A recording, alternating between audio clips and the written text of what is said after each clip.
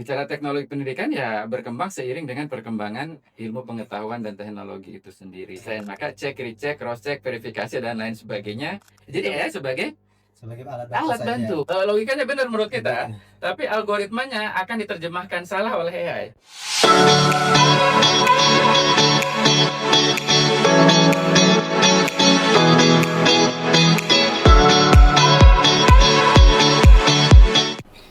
Assalamualaikum warahmatullahi wabarakatuh. Hai Tipers, selamat pagi, siang, sore, ataupun malam, kapanpun dan dimanapun kalian mendengarkan podcast ini. Gimana nih kabar kalian hari ini? Semoga selalu dalam keadaan baik ya. Dan jangan lupa untuk selalu menjaga kesehatan ya Tipers. Kembali lagi di podcast Ngopi TP bersama saya Abdul Razik Al Mustafa yang akan menemani kalian pada kali ini. Pada episode podcast Ngopi TP kali ini, kita akan membahas suatu hal yang saat ini mungkin banyak sekali tipers itu masih bingung dan merasa khawatir, yaitu mengenai peran strategis teknologi pendidikan pada era AI. Nah, tentu saja saya tidak sendirian nih. Saya sudah kedatangan narasumber yang sangat inspiratif, yaitu Pak Dr. Uwais Anis Hairumen, MPD. Pak Uwais merupakan dosen teknologi pendidikan Universitas Negeri Jakarta yang aktif mengajar di program S1, S2, dan S3 UNJ.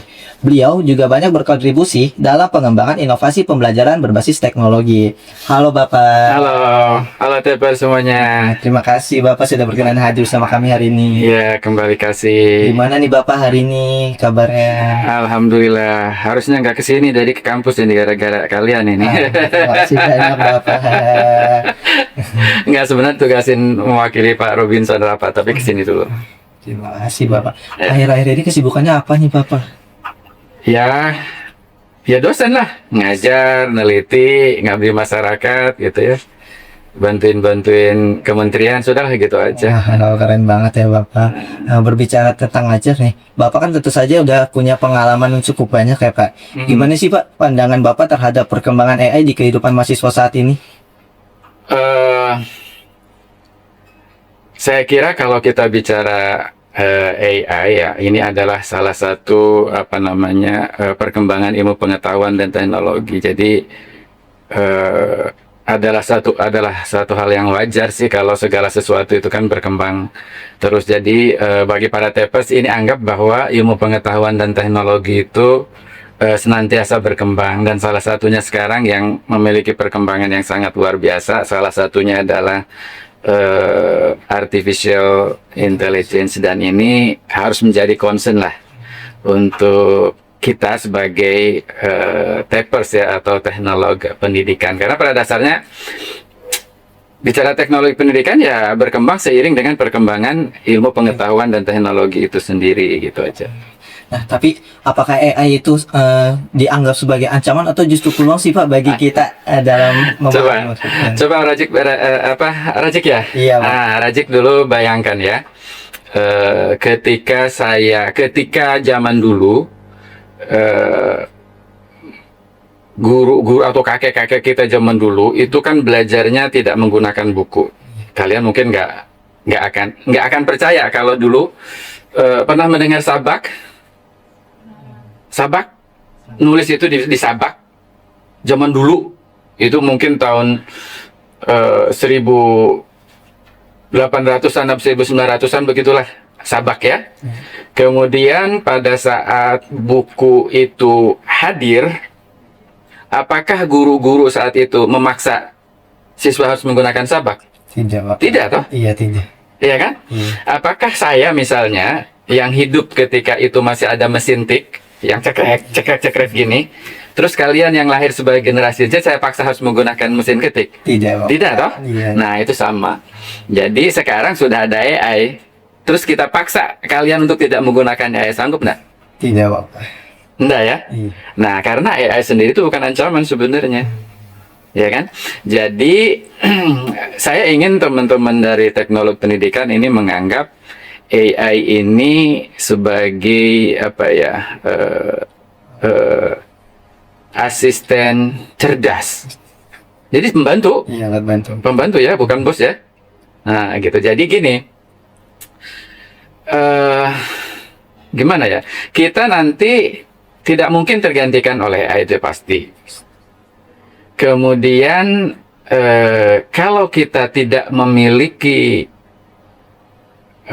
apa istilahnya gaptek ya, ya kan? Iya. Maka kita akan kalah oleh orang-orang yang memiliki literasi digital. AI. Gitu. Jadi artinya kita tidak akan digantikan oleh AI, tapi kita akan kalah oleh orang-orang yang menggunakan AI dengan benar ya. Nah, tapi kita juga akan kalah nanti ketika kita menggunakan AI-nya nggak benar. Iya, betul, Pak.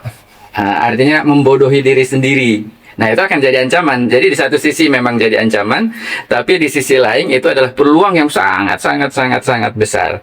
Nah, jadi saya sih nanti ke depan ya bolehlah kita ngobrol-ngobrol bahwa kita sebagai tapers itu harus melek AI. Jangan buta AI ya. Nah, istilahnya itu tapers diharapkan memiliki literasi AI. Bahasa literasi itu sederhana sebenarnya. Apa sih makna literate itu? Literate itu paling gampang itu kita bahasakan sebagai understand things, how things work, kemudian use it to solve our problem. Itu kan literate namanya. Jadi kalau kita ngerti bagaimana cara kerja AI dan AI kita gunakan untuk memecahkan masalah, berarti kita literate. Nah, yang jadi masalah anak-anak muda sekarang yang sukanya instan begitu ya. Nah, itu salah menggunakan. Itu jadi ancaman kalau yang itu. Ya, tapi kalau kita memanfaatkannya AI, nanti kita ceritakan lebih banyak deh dengan baik, maka itu bukan jadi ancaman sama sekali, gitu ya. Kira-kira begitu. Menarik sekali Bapak. Iya. Jadi sebenarnya AI itu bukan sesuatu ancaman, tapi Bukan. Walaupun dalam prakteknya saya menduga justru malah jadi ancaman karena salah menggunakan AI itu sendiri. Pasti jadi ancaman. Contoh ya, Rajek diminta bikin makalah. Iya. Dibikin tulisan lah oleh dosen. Kemudian Rajik langsung gunakan AI secara instan, maka itu Rajik nggak ngerti apa-apa kan? Iya, betul. Itu namanya membodohi diri sendiri. Nah, itu kalau seperti itu berarti ancaman. Ancaman bukan untuk orang lain saja, tapi untuk diri sendiri. Iya kan gitu? Jadi bikin 100 halaman sesuatu tapi ya percuma gitu. Kita nggak ngerti apa-apa. Jadi tergantung cara kita menggunakan Betul begitu. Itulah karakter daripada teknologi kan gitu. Jadi tergantung bagaimana cara kita menggunakan properly use gitu ya. Tadi kan Bapak sempat mention mengenai AI itu kayak tidak bisa menggantikan kita sepenuhnya. Nah, tapi akhir-akhir ini banyak statement yang muncul nih Pak mengenai AI itu bisa menggantikan berbagai profesi. Gimana tuh Pak? Bukan profesi yang digantikan sebenarnya. Sebagian pekerjaan dari profesi itu mungkin tergantikan. Misal ya, kalian lah misalnya kan nanti akan jadi instructional designer. Itu misalnya, kemudian kalian dihadapkan pada situasi memecahkan masalah bahwa untuk anak kelas 3 SD ya, dengan perkembangan anak secara psikologi menurut Piaget adalah kayak gini, menurut Vygotsky adalah kayak gini, menurut ini kayak gini dan sebagainya, begitu kan?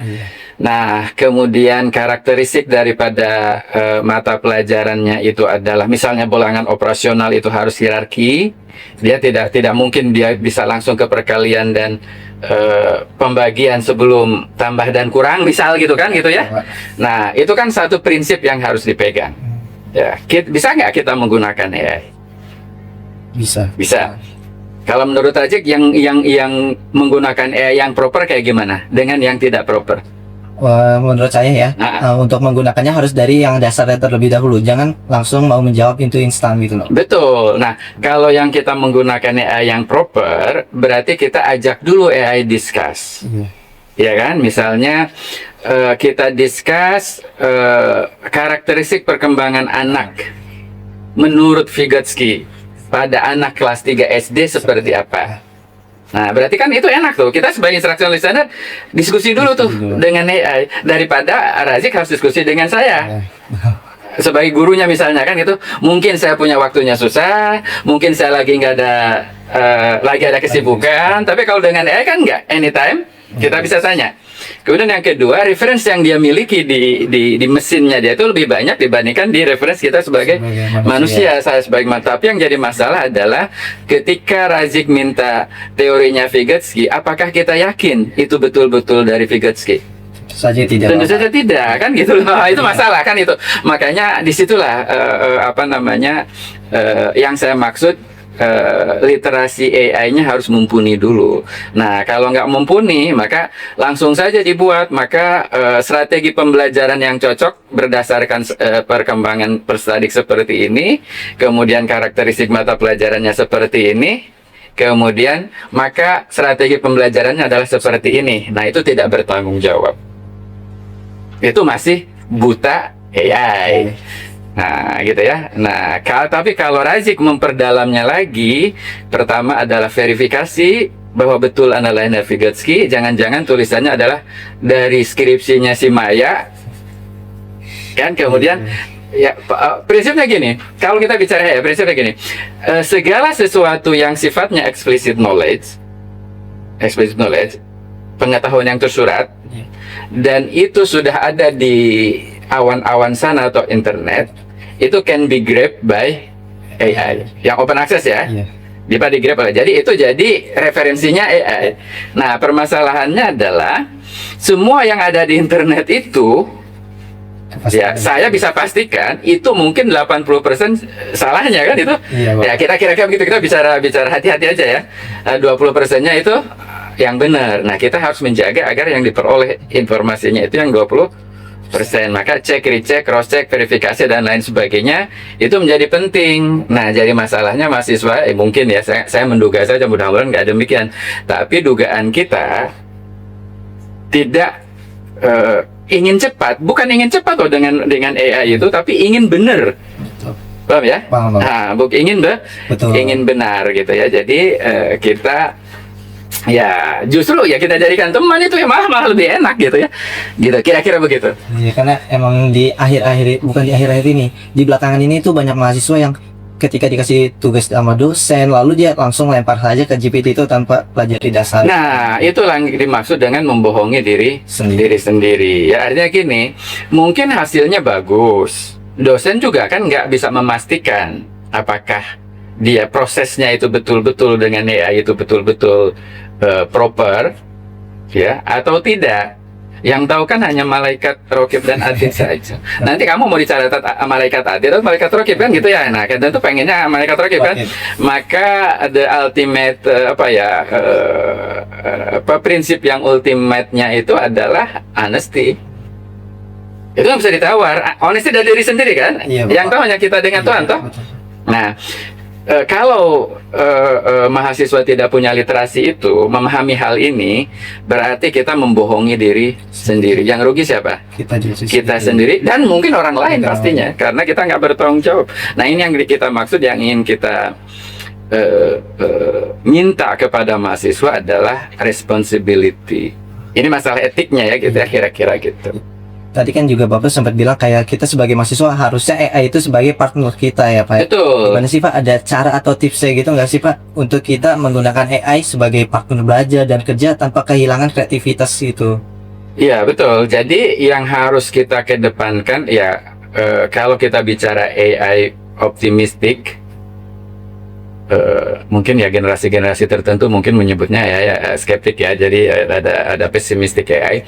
Tapi kalau kita sebagai Tapers anggap itu adalah optimistik, maka kita kedepankan masalah kekritisan kita. Yang kita depankan adalah problem solvingnya kita. Yang kita kedepankanlah inovasinya kita. Jadi ide-idenya itu dikendalikan oleh kita, tidak dikendalikan oleh AI. Razik sering menggunakan apa? Claude atau Gemini atau lebih sering ke GPT. ChatGPT misalnya. Ketika kita memberikan satu prompt tertentu,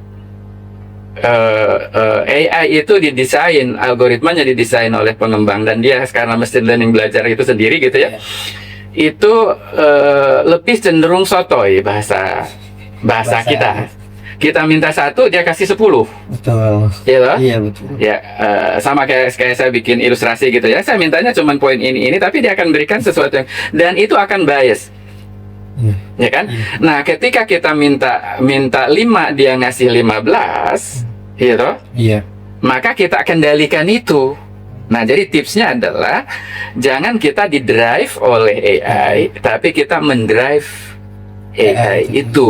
Nah, itu tipsnya sih sebenarnya. Nah, sehingga kalau menurut European Union itu ada 3 level sih sebenarnya kan.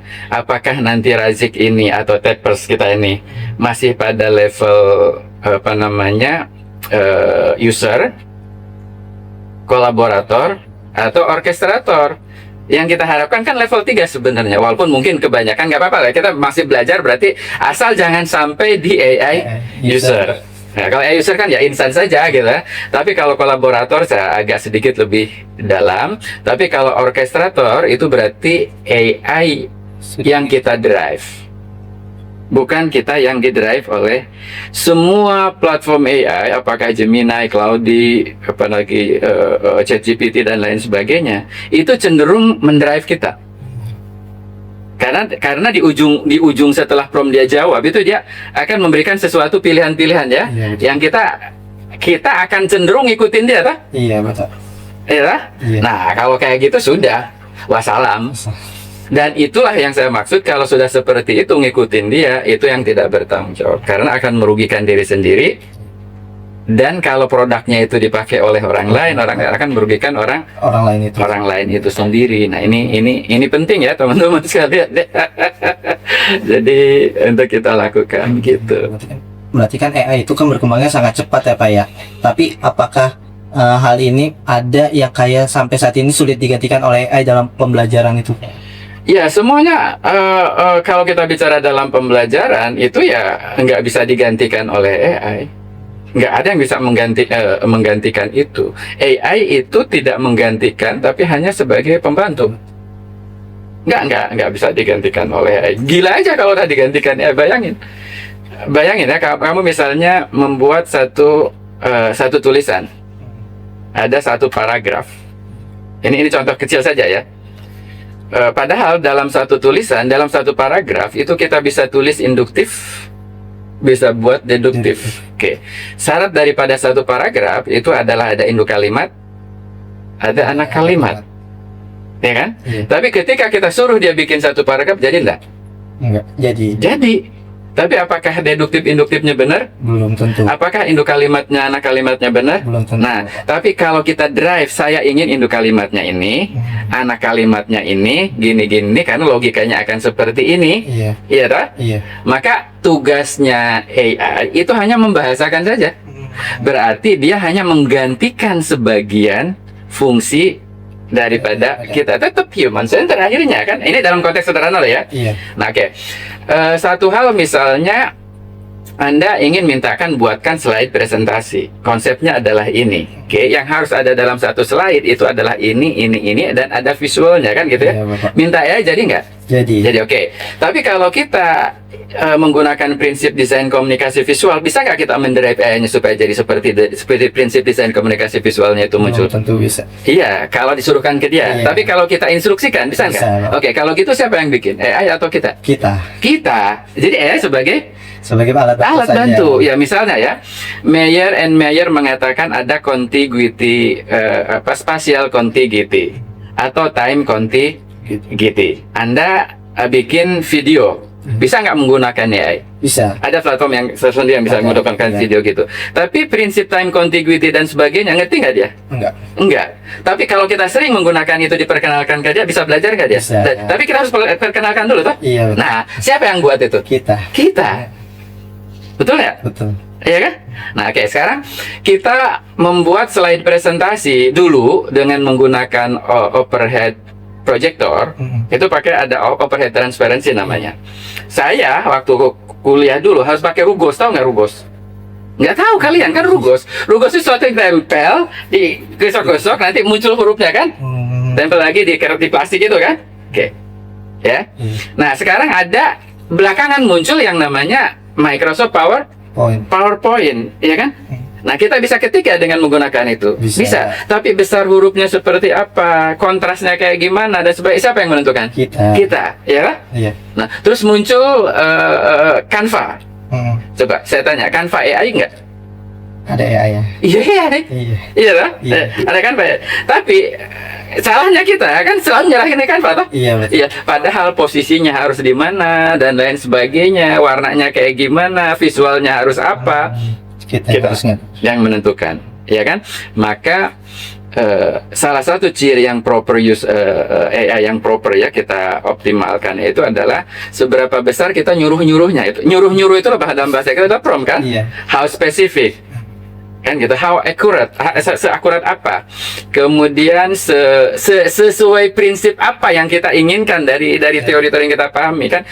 Akhirnya kalau kita tahu apa yang ingin kita lakukan, ya maka AI jadi enak. Tapi kalau kita nggak tahu apa yang kita ingin lakukan, maka repot. Contoh ya, bisa nggak kita bikin soal dengan AI? Bisa. Oke. Teman-teman akan bilang buatkan satu silahkan pelajari isi dari konten ini, kemudian buatkan 10 soal, ya kan, pilihan ganda dengan 5 opsi. Iya. Bisa nggak oleh AI? Bisa. Oke, apakah sesuai dengan prinsip item development test? Belum tentu. Belum tentu. Nah, tapi kalau kita ngerti item development testnya seperti apa, bahwa soal itu harus kayak gimana, nah kita bisa perintahkan. Oke. Tapi kalau kita belum ngerti yang namanya item development test itu kayak gimana prinsipnya, bisa nggak kita diskusi dulu dengan AI? Bisa. Bisa, tapi caranya kita harus memperoleh sumber yang tepat dan lain sebagainya, pakar yang benar sebagainya. Misal ketemulah bahwa soal yang baik itu harus memenuhi 3 syarat. Misal ada stimulus, ada stem, ada opsi. Oke, terus kita pelajari dari stem itu harus kayak gimana, stimulus kayak gimana. Nah, baru kita perintahkan berdasar itu. Jadi akan menjadi snowball nantinya. Ya kan? Nah, terus pertanyaan, apakah soal itu dibuat oleh AI? Iya. Enggak, dibuat oleh Oh, kita. Tapi instruksinya dari kita. Ya kan? Nah, yang seperti itu disebut dengan orchestrating. Kita menjadi bukan dirigen apa? Kalau orkestra itu konduktor kan? Ya kan, konduktor atau dirijen lah gitu ya. Gitu. Jadi yang nah itu. Nah, kalau kita nggak bisa, kalau seorang konduktor nggak ngerti karakteristik dari lagunya dan harus seperti apa diorkestrasi dengan berbagai kayak gini, bisa nggak dia? Nggak bisa. Nggak bisa. Nah, kita konduktornya, makanya kita harus ngerti dulu. Nah, kita arahkan AI itu sesuai dengan. Nah, itu yang level 3 ya, maksud saya gitu. Tapi untuk sampai level 3, untuk mengetahui prinsip dan sebagainya kan kita bisa pakai level 2 dulu. Iya kan, jadi kolaborator dulu, diajak ngobrol, diajak gini, dan kita pastikan segala macamnya. Baru aspek-aspek etik lainnya ya dipertimbangkan di situ, gitu kira-kira gitu. Berarti emang AI itu nggak bisa menggantikan pembelajaran sama sekali. Nggak bisa justru our smart companion itu jangan sampai. Saya malah berharap AI itu akan semakin canggih belakangan ini, tapi sekarang ini masih belum ya, masih banyak sekali dia belajarnya sebagai mesin belajarnya dia masih belum begitu bagus sih, tapi saya yakin ke depan dia akan lebih canggih lagi gitu ya.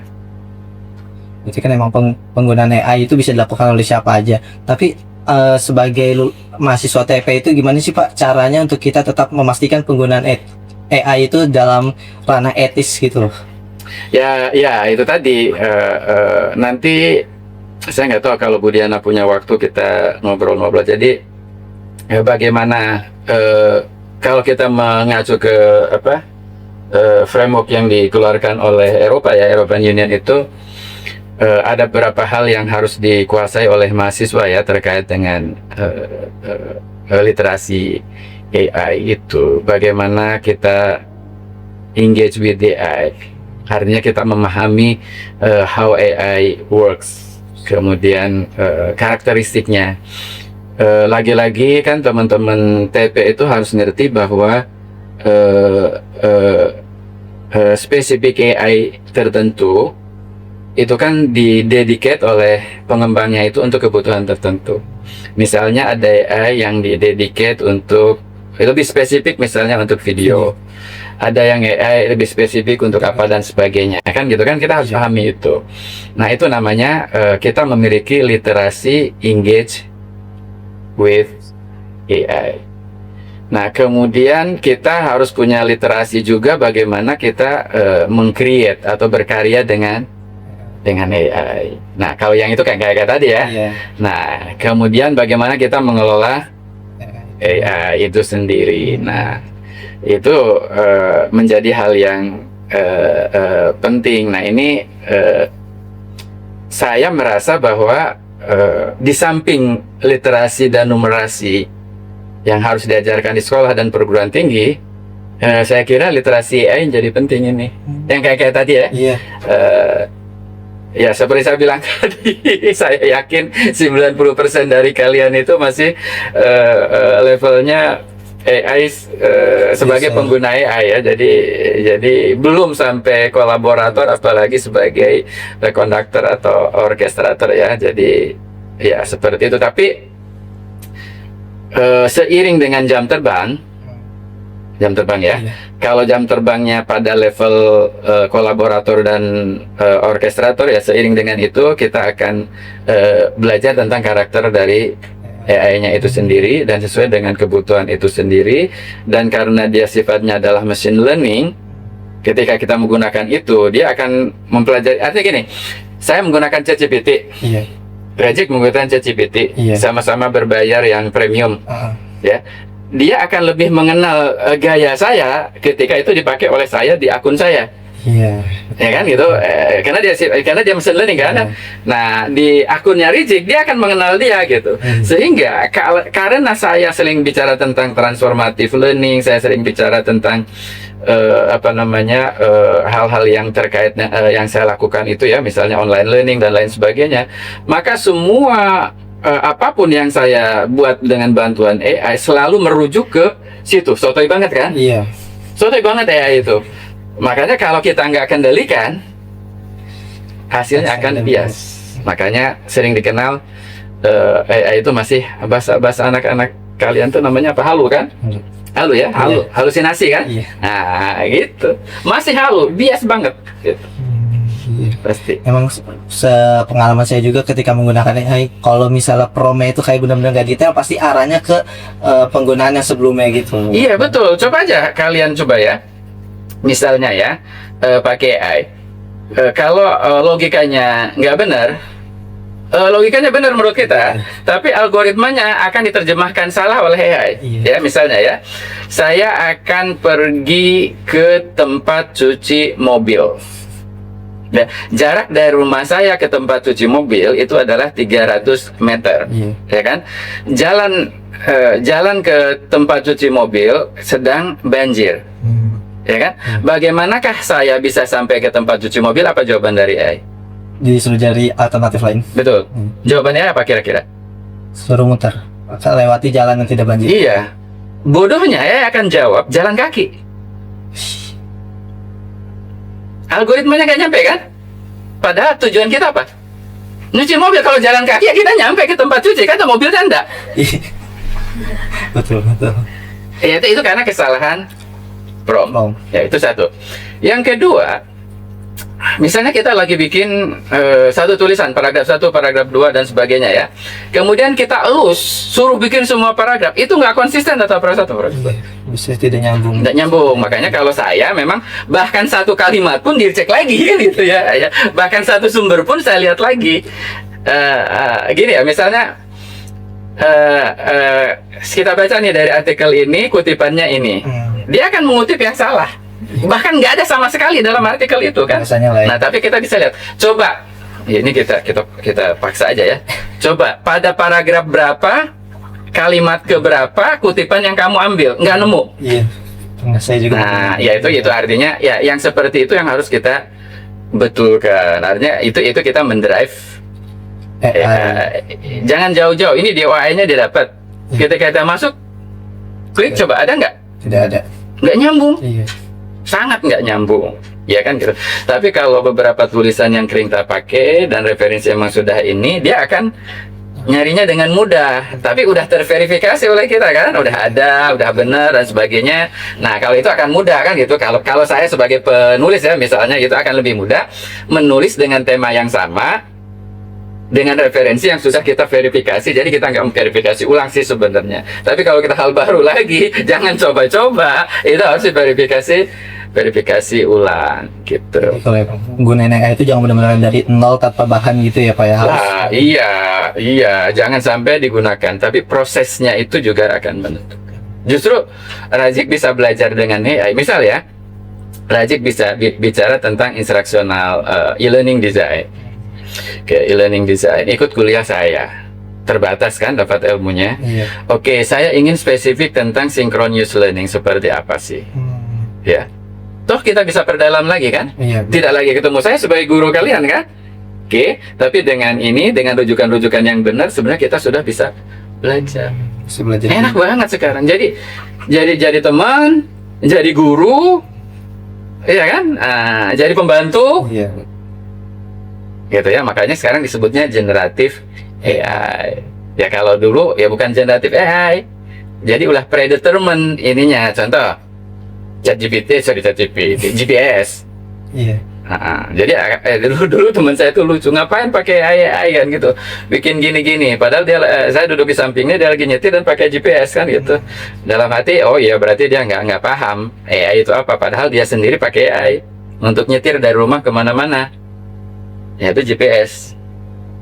Jadi semua apps itu udah AI inside sekarang itu. Nggak ada apps yang nggak ber-AI itu. Iya betul. Bahkan WA aja ada AI ya sekarang. Iya, sudah AI inside ya. Artinya semua, bukan Intel inside itu kayak prosesor kan ya. Nah, proses komputer tapi udah AI inside gitu ya. Jadi dan terbuka di dalam akan digunakan dalam semua aspek kehidupan, pertahanan, pertanian, perang, pendidikan, perdagangan, perbankan, semua gitu. Bahkan dalam belajar sendiri ya, dalam proses pembelajaran atau administrasi sekolah atau perguruan tinggi, manajemen sekolah, perguruan tinggi, layanan sekolah, perguruan tinggi, semua bisa berbasis AI. Emang AI itu keren banget ya Bapak di ini. Tapi teknologi pendidikan ini kan bidang terapan gitu Pak, yang selalu membutuhkan bidang lain untuk berkolaborasi. Nah, di era digital AI itu, apakah bisa TP ini menjadi lebih mandiri tanpa bidang lain itu? Ya, tergantung kamu memahami mandiri itu apa. Mandiri tanpa kayak kolaborasi dengan iya, gitu. Nanti TP jangan sampai memahami bahwa mandiri itu sendiri. Iya. Iya. Jadi kalau kita pahami mandiri itu tidak tergantung kepada sesuatu yang memang hal yang lain, ya bisa saja kita secara mandiri bisa optimalkan AI. Misalnya ya, misal Razik menjadi satu tim, mendesain satu corporate learning misalnya, corporate university lah ya. Kemudian Razik ingin menerapkan 10, 20, 70 misalnya yang ingin dilakukan dengan permasalahan di corporate itu. Razik secara tim menggunakan konsep Human Performance Technology, misalnya model ASP atau model Vantium atau apa segala macam, melakukan langkah yang pertama itu adalah analisis masalah sampai root cause analysis dan lain sebagainya. Nah, ketika diskusi secara mandiri sebagai bagian dari tim tentang itu, bisa nggak menggunakannya? Bisa. Oke. Dapatlah ide-ide dasar AI. Kemudian tim Razik, misalnya siapa namanya? Nandra bagian dari tim, mempelajari juga, dia menggunakan AI. Terus kita kumpul lagi, dibahas itu. Bisa kan? Bisa. Oke, nah itu satu. Jadi tetap prinsip-prinsip ketepean itu ya nggak ada kaitannya, karena ya itu hanya sebagai tool kan gitu kan, hanya sebagai partner saja gitu. Jadi prinsip-prinsip misalnya kita harus kolaboratif, bahwa TP itu adalah isomorfi, menyerap dari, atau itulah terapan begitu ya. Kemudian prinsip yang lainnya tetap aja. Jadi ini tidak ada hubungannya dengan itu, tapi justru karena AI sebagai tool ya kita jadikan itu sebagai partner, kita jadikan lagi-lagi ya kita dalam posisi level 3 aja. Sudahlah. Nah, itu akan aman. Berarti emang AI ini justru dapat memperluas kapasitas kita betul, malah lebih dalam, lebih tajam, lebih luas. Satu lagi, malah lebih cepat. Lebih enak sekarang ini gitu kan, gitu. Kira-kira gitu. Tapi ya tadi ya, pada level 3 ya. Iya. Jangan pada level 1 ya. Catatannya itu ya. Tidak boleh nyampe di user itu saja. Iya. Harus kita yang ngedesain AI-nya itu. Iya. Dari pengalaman dan pengamatan Bapak nih Pak, keterampilan apa sih Pak yang kira-kira penting dikembangkan oleh kita nantinya sebagai lulusan teknologi pendidikan ketika bekerja berdampingan dengan AI itu tadi? Iya, kalau saya sih core-nya ya, core tips core-nya itu tips intinya itu adalah critical questioning. Karena itu yang awalnya nanti menjadi dasar kita prompting kan gitu ya. Nah, critical questioning ini menjadi penting karena turunannya itu akan bicara tentang how to solve problem. Berarti problem solving kan gitu ya. Berarti bagaimana kita melihat situasi, konteksnya tertentu dan sebagainya. Itu kan terjadi critical questioning dan itu jadi dasar kita untuk menggunakan prompt. Kemudian ketika kita bicara system thinking kan, kita memikirkan semua variabel-variabel yang berpengaruh, komponen-komponen seperti itu ya, itu jadi juga bakal jadi prompt-nya. Itu menjadi penting. Kemudian ketika kita critical questioning juga terkait dengan konteksnya atau settingnya dan lain sebagainya, itu menjadi penting. Nah, kalau itu sudah dikuasai, enak banget menggunakan AI itu. Iya, betul. Enak banget. Bayangkan dulu saya harus baca satu-satu artikel untuk membuat satu kerangka konsep. Ya, conceptual framework begitu misalnya, berarti kita harus baca literatur review itu harus baca satu-satu. Tapi sekarang bacanya dibantu oleh AI. Tapi menyimpulkannya itu dengan prompt-prompt yang kita buat dengan bantuan AI juga. Nah, gitu ya. Jadi itu critical questioning-nya itu di situ. Termasuk critical questioning itu memastikan ini benar atau tidak. Jadi kebenarannya itulah kita harus verifikasi. Nah, kalau buat saya, karena sudah memiliki tacit knowledge yang banyak, mungkin aman. Tapi kalau buat kalian yang tacit knowledge-nya belum banyak, berarti level 2 itu dioptimalkan. Iya, keutamaan untuk mengorkestrasi lagi gitu. Jadi berputar aja gitu. Saya menyarankan sih berputar di level 2 dan 3 itu tadi. Ketika kolaborasi, katakanlah discuss gitu ya. Kemudian dengan orkestrasi itu yuk berputar di situ sambil meng-cross-check kebenaran. Dan yang kedua adalah meng-cross-check terkait dengan etik, moral. Nanti kalau bahasa anak sekarang bisa dibilang kayak seperti brainstorming gitu ya. Betul. Nah, kalau sudah seperti itu berarti sudah literate kita. Dan itu berarti kita menggunakan AI itu bertanggung jawab. Tapi nih ya Pak, lulusan TP itu kan pastinya nanti memiliki kemampuan yang beragam dalam manfaatin AI. Nah, kalau peluang kerjanya apakah itu berpengaruh gitu Pak? Justru ini terlepas dari apakah kita akan berprofesi dalam bidang TP atau bukan,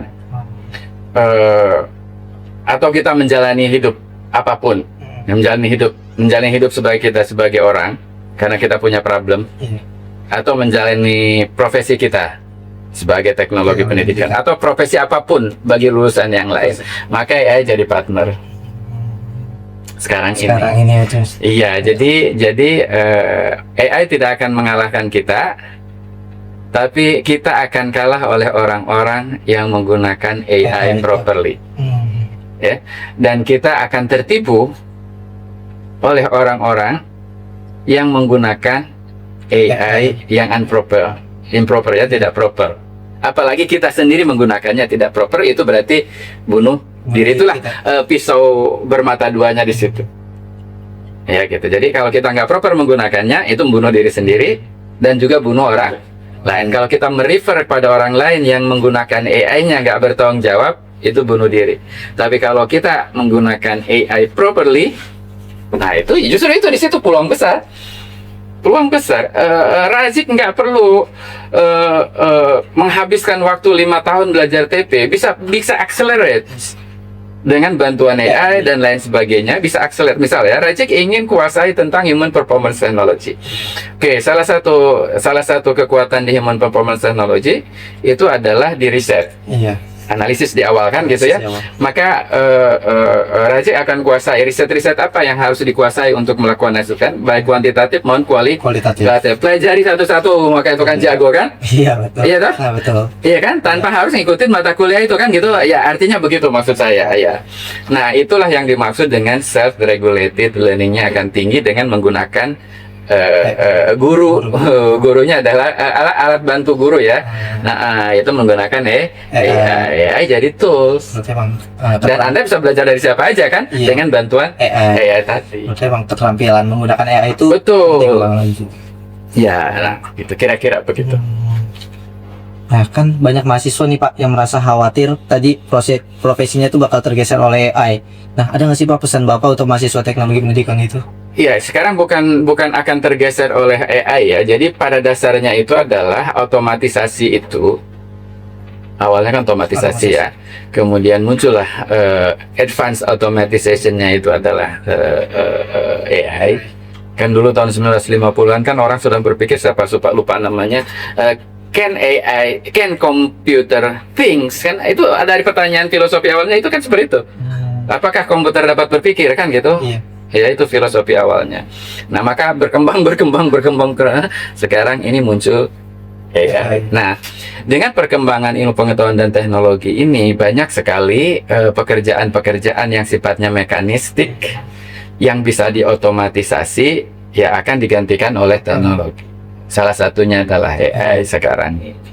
Nah, tapi semua pekerjaan yang kaitannya dengan ide, pemikiran, kreativitas, dan lain sebagainya tidak akan pernah tergantikan oleh AI. Artinya, part of profession yang membutuhkan kreativitas, problem solving yang harus kita lakukan, dan pasti kita akan menempatkan AI itu pada level 3.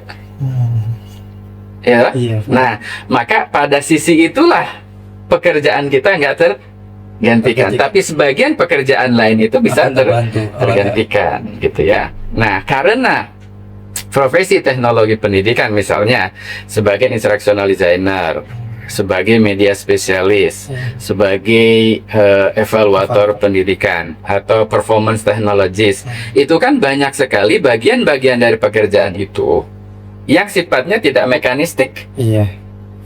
Ya, sebagian ya. Iya.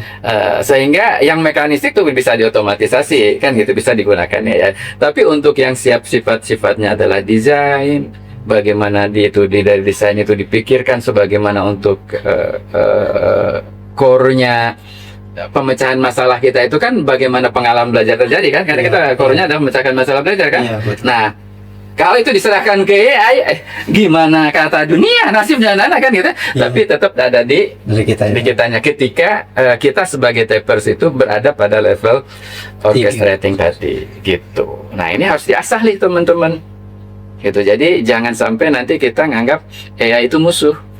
Bukan, AI itu bukan rival. Jadi Amerika dan Cina itu bukan rival, kita partner.